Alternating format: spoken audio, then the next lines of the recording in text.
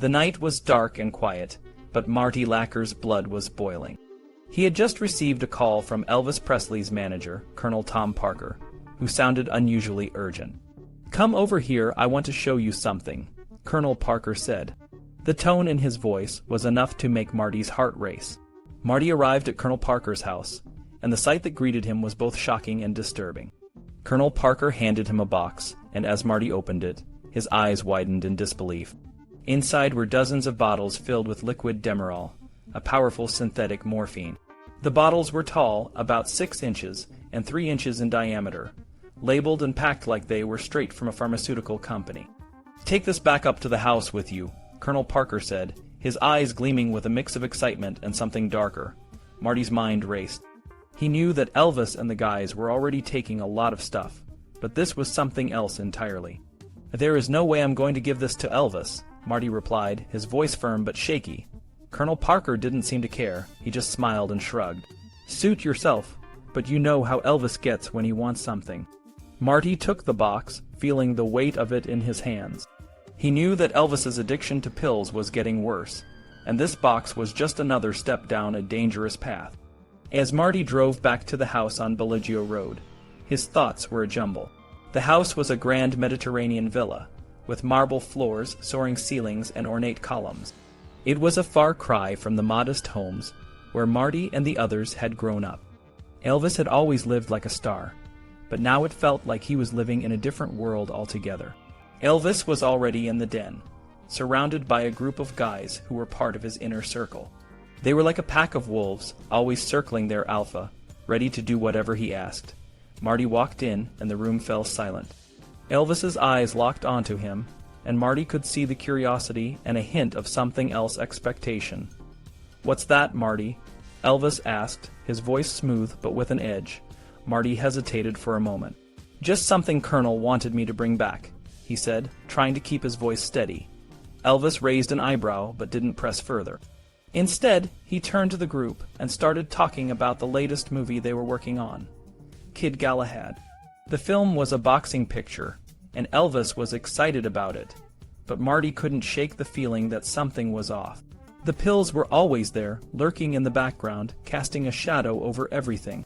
As the night wore on, Marty couldn't help but notice the tension in the room. Lamar Fike, one of Elvis's closest friends, was glaring at him, clearly not happy that Marty had been given the task of bringing back the box. Lamar had a short fuse, and he was known for his temper, but tonight it seemed like everyone was on edge. The group started to disperse, and Marty found himself alone in the den with Elvis.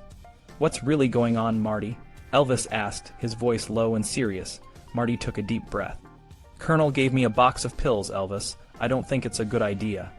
Elvis's expression hardened. "I know what I'm doing," he said, his voice cold. "Just keep it safe, okay?" Marty nodded, feeling a mix of fear and loyalty. He knew that Elvis was struggling, but he also knew that he couldn't just walk away. They had been through too much together, and Marty was determined to be there for him, no matter what. As Marty left the room, he couldn't shake the feeling that things were about to get a lot worse. The box of pills was a stark reminder that Elvis's world was becoming more and more unstable, and Marty wondered how much longer they could all keep up the act.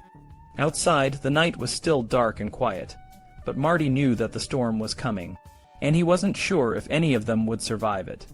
Elvis was a complex person. He could be caring, but he could also be really insensitive. Lamar, one of Elvis's closest friends, had to deal with this side of Elvis. Once, Elvis asked Lamar to drive all the way back to his house in Bel Air, a 3.5-hour drive, just to get his clothes and his Rolls Royce.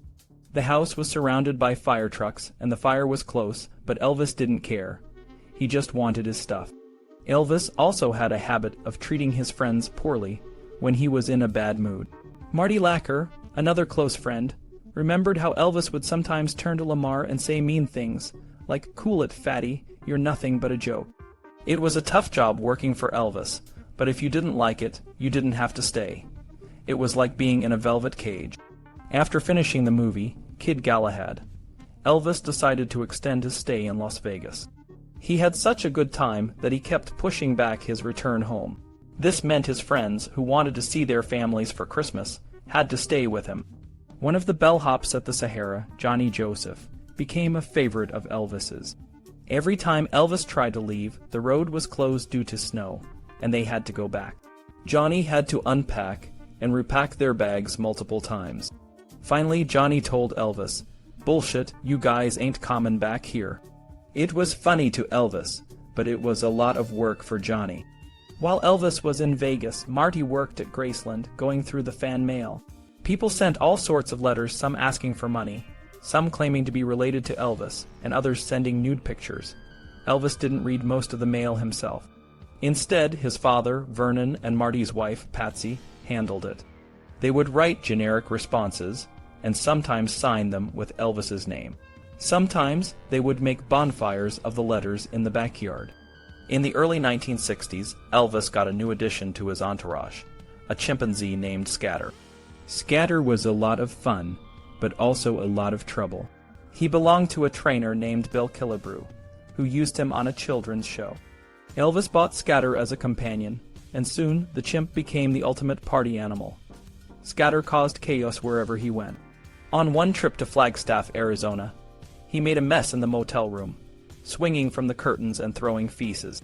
When a maid came to clean the room, Scatter latched onto her like a boa constrictor, causing her to scream. The group had to think fast to escape without paying for the damage.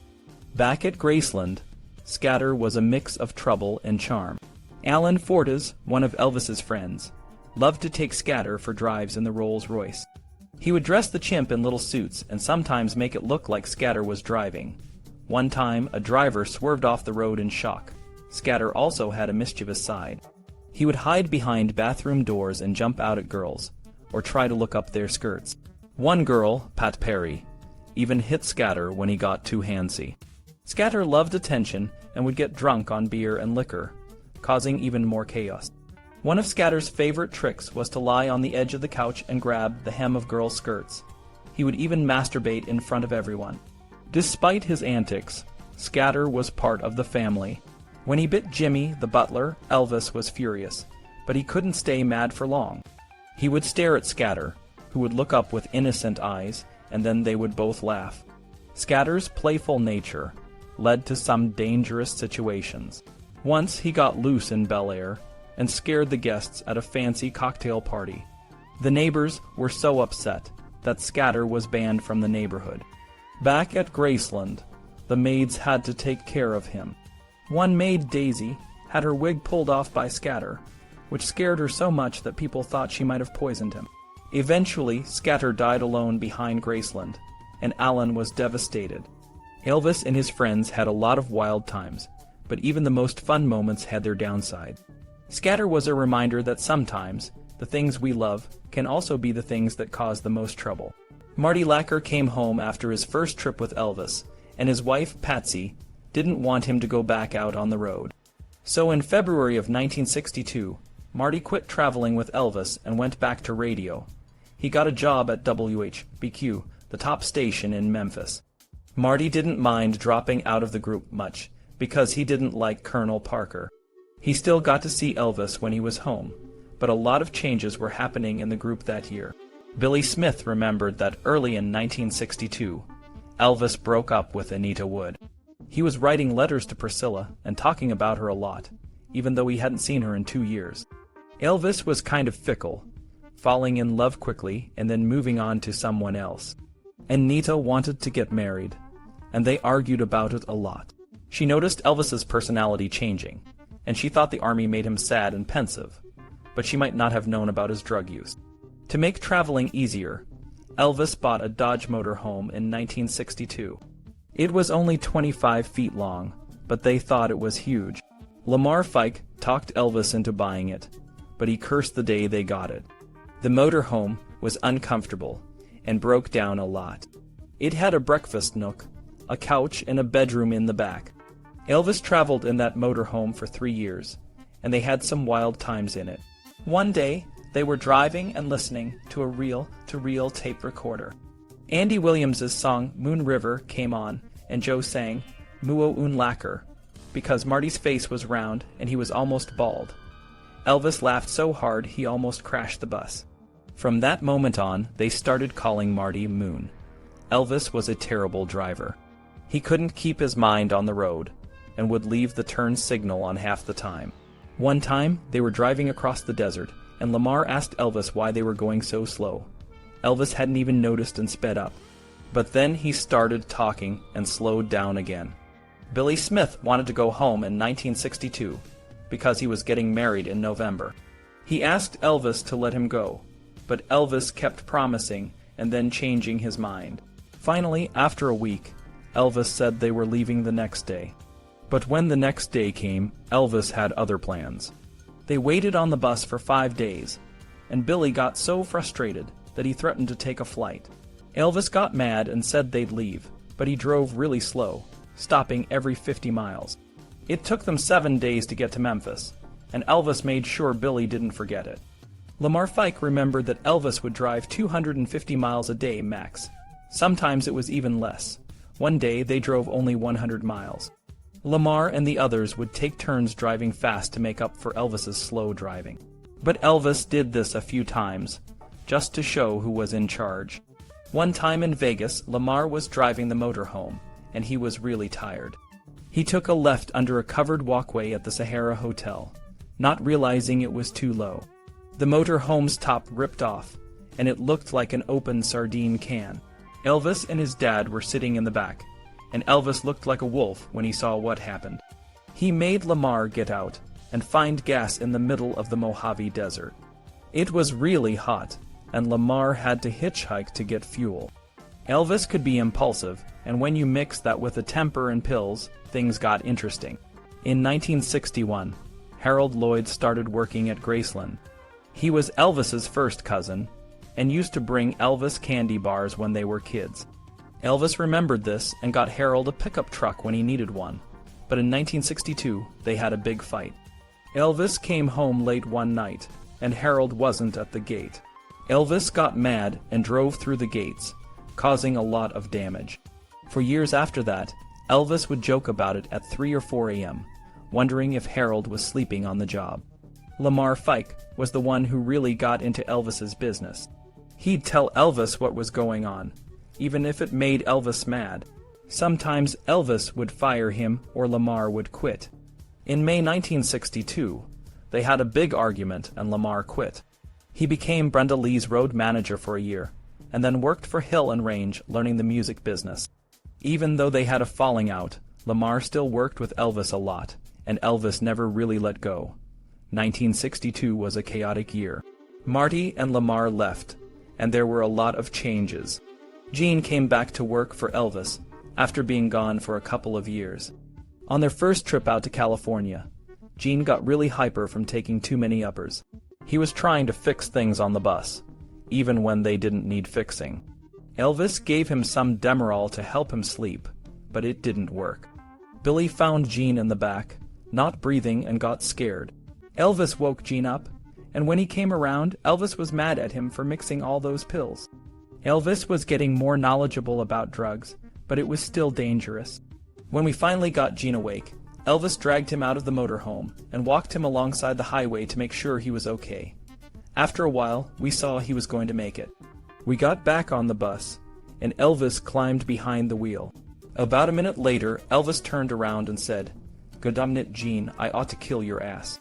Gene Smith made a big mistake because Elvis would have done anything for him. They had a misunderstanding about some missing jewelry, and Elvis said he never wanted to see Gene again. That was late 1962. Gene would sometimes show up at Graceland, but every time he came he wanted something. Elvis was always hurt. Sometimes Elvis would pick up hitchhikers and surprise them by revealing who he was. One time, he picked up 2 soldiers who were trying to get home. One of them didn't have much money, so Elvis took them to the next city and bought them plane tickets. But Elvis didn't always do that. It depended on his mood. If you caught him at the wrong time, he wouldn't help you at all. In late 1962, I was getting married and needed $1,600. I asked Elvis to sign a note for me at the bank. He got mad and said, "Goddamnit, I can't even walk in the house without someone wanting me to sign a note or give them a handout." I was desperate, but I didn't want to push him. I tore up the note and started to walk out. I said I quit. Elvis got mad at himself because he knew he was wrong, and had hurt my feelings. He slowly worked his way back to make up with me, but I never asked for the note again. When I was back working in radio, I used to go over to Graceland to play touch football with Elvis and the guys. Two new guys, Richard Davis and Jimmy Kingsley, started coming around. One day, Jimmy told Elvis he liked his expensive jeweled watch, and Elvis just gave it to him. Elvis really liked Richard because he had a great sense of humor. Jimmy was nice but a bit sarcastic. In August 1962, Elvis went to California to do a movie called It Happened at the World's Fair. Jimmy and Richard followed him to L.A. and showed up at the set. Elvis and Joe went into the bathroom and came out a few minutes later. Elvis said, "I'm going to Seattle to do a movie. How would you like to come work for me?" They were probably the only two guys Elvis hired in a bathroom. Richard worked as a valet with Elvis's movie wardrobe. Jimmy didn't do much.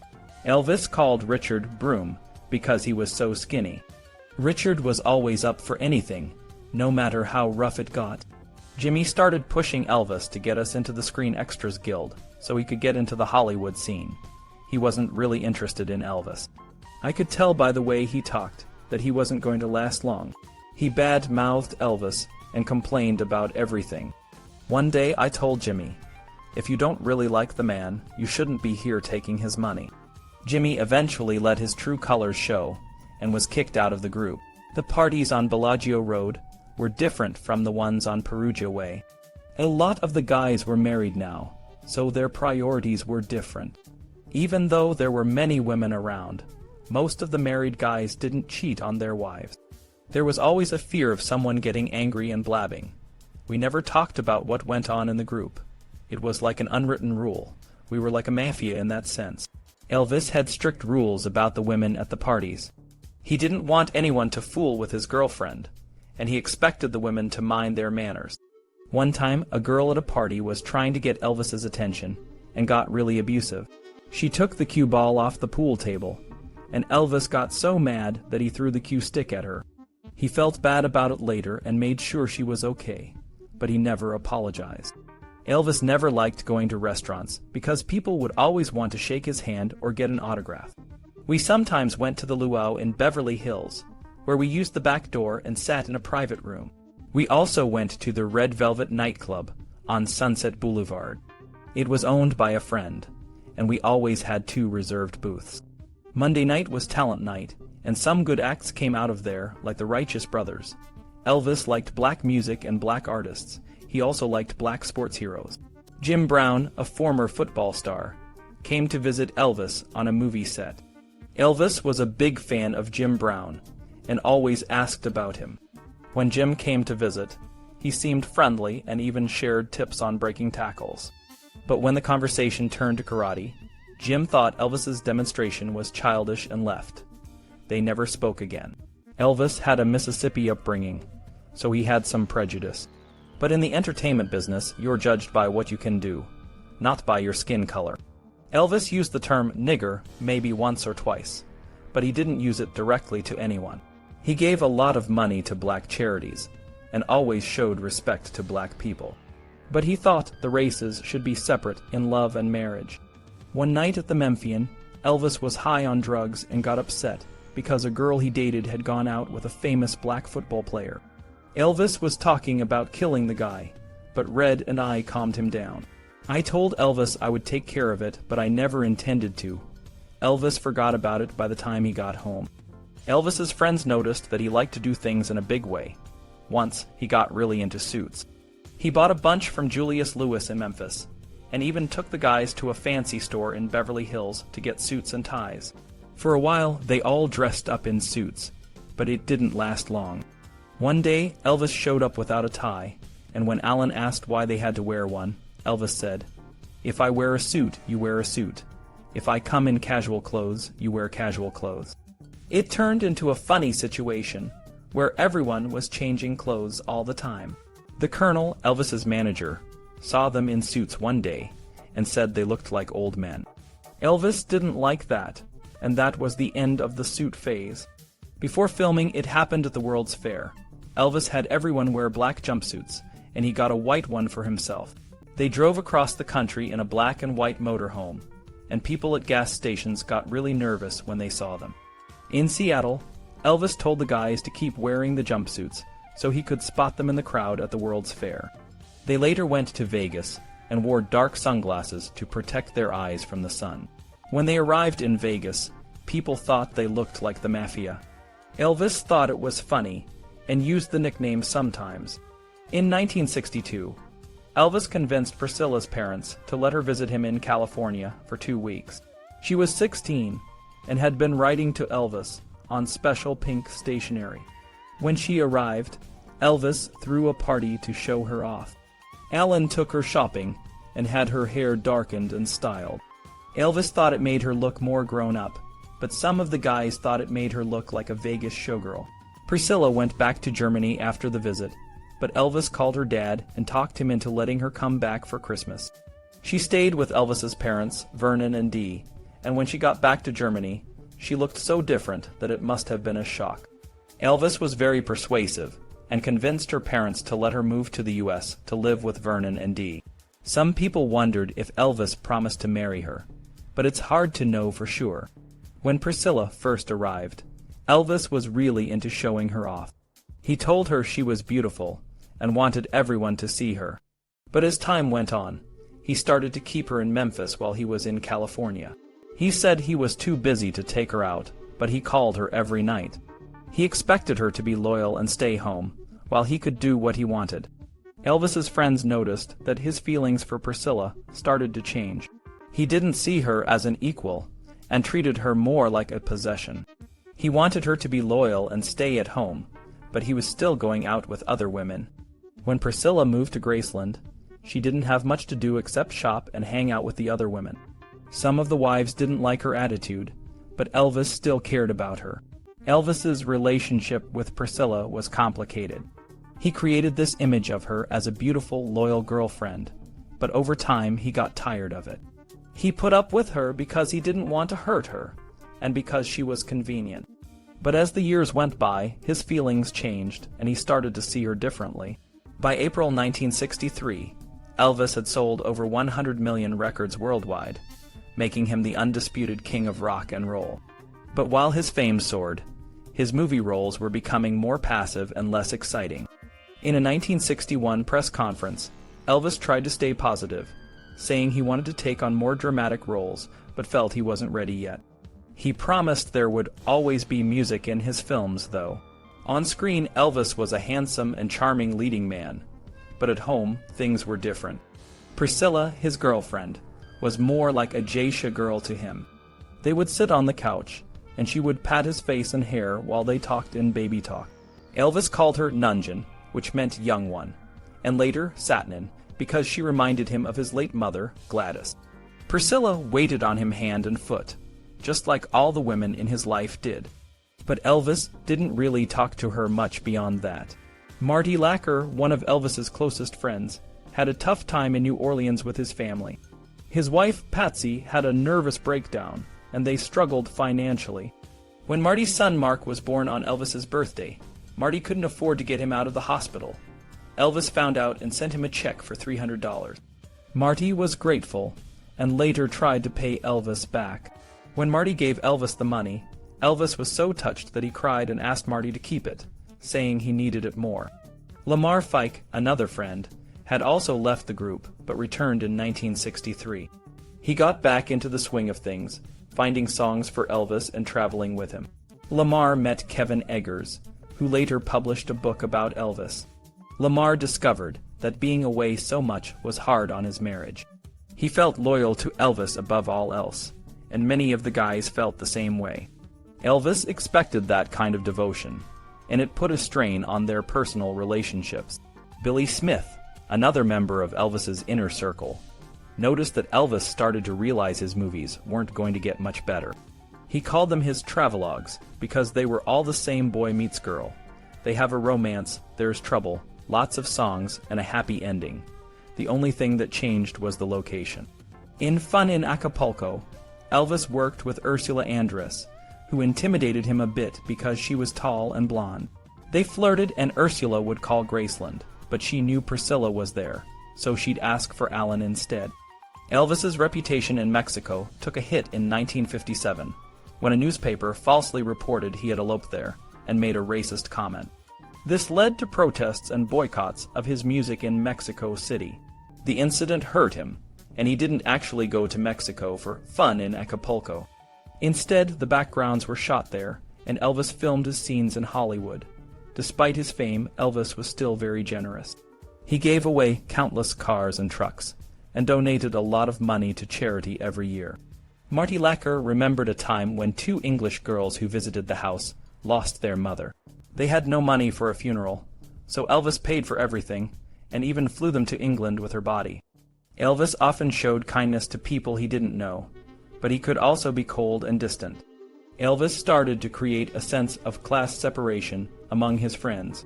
If he got mad at someone, he might not speak to them for weeks. He would confide in one person and then another, sometimes playing them against each other. This happened a lot when he heard that someone had said something bad about him. Elvis could be paranoid, and he would eavesdrop on conversations, listening to what people said about him when they thought he wasn't around. Despite these issues, Elvis's friends stayed loyal to him, even if it meant putting their personal lives on hold. They were devoted to him in a way that was almost like a religious commitment. But the strain of that loyalty took a toll on everyone involved. By the early to middle 60s, Elvis had become more suspicious. If he saw any 2 of his friends talking privately, he would immediately think they were gossiping about him. One time, this suspicion led to a serious fight with Sonny. It all started at a party on Perugia Way. Sonny had brought a date, and he thought both she and Elvis were flirting. Things got heated and Sonny told Elvis, "Hey man, this is my date. You know I can't compete with you." Elvis responded, "Well, Sonny, the girl came on to me." This sparked a cussing match, and Sonny, feeling cornered, backed Elvis against the wall.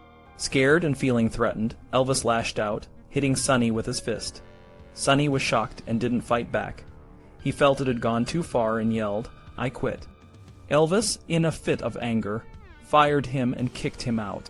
However, before Sonny left, Elvis made sure he had some money, showing a mix of cruelty and care. Elvis's moods were unpredictable. One time in 1963, he was upset and took it out on everyone around him. He realized what he had done and broke down crying. "You guys know how I am. Don't take it personal. You know I don't mean it." He was scared and felt he had to maintain a certain image. He once said in a press conference, "An image is one thing and a human being is another."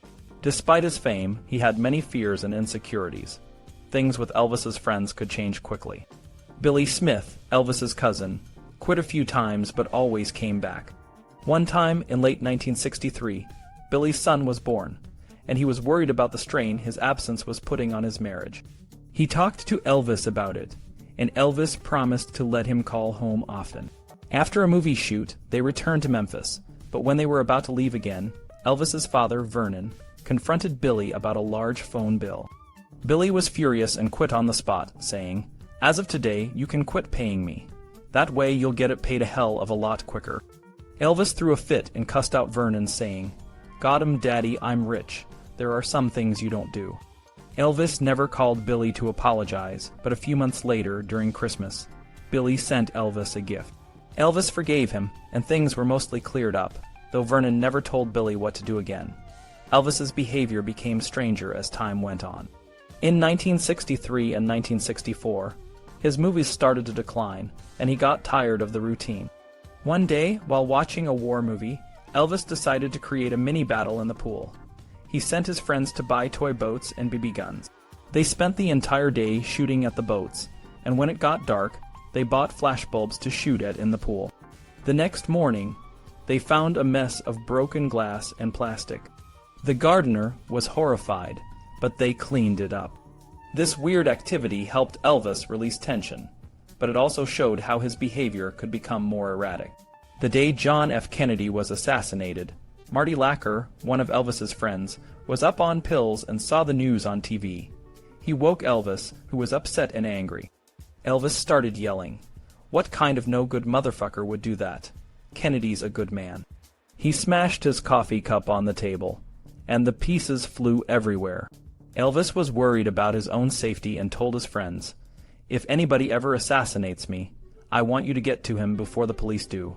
I want you to make him suffer." He was so angry that he watched the news for 2 days, and when Jack Ruby shot Lee Harvey Oswald, Elvis cheered, saying, "That's right, kill that little bastard." Elvis's obsession with guns grew after this, but at the time he was focused on a new obsession, Ann-Margret. In July 1963, Elvis began filming Viva Las Vegas with the Swedish-born actress. She was known as the female Elvis, and had a mix of magnetism, sensuality, and wholesomeness that made her a Hollywood sensation. Before filming started, Elvis invited Ann-Margret to his house on Perugia, way to get to know her. He told his friends to stay away, and wanted the house to be empty when he returned. This was just the beginning of a new chapter in Elvis's life, one filled with a mix of fame, fear, and intense emotions. Elvis and Ann-Margret's time together was special, different from his other relationships. In a photograph from a birthday party, Elvis looked more vulnerable and emotional than he ever did with other women since his mother. This connection made their movie, Viva Las Vegas, more memorable than his other films.